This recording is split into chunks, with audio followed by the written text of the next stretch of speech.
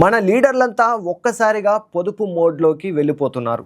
కాన్వాయ్లు తగ్గించేస్తున్నారు, మీటింగ్లు కుదించేస్తున్నారు, అడావిడి చేస్తున్నారు.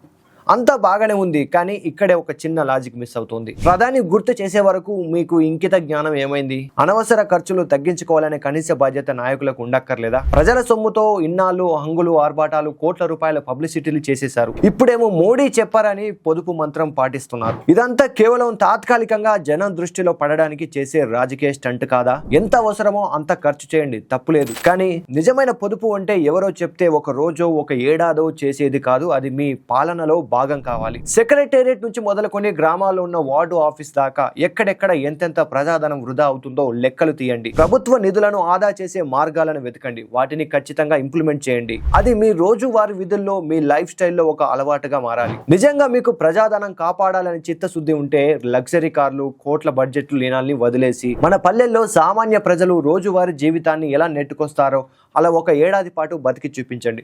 అప్పుడు తెలుస్తుంది రూపాయి విలువ ఏంటో. అప్పుడు బలపడుతుంది మన రూపాయి.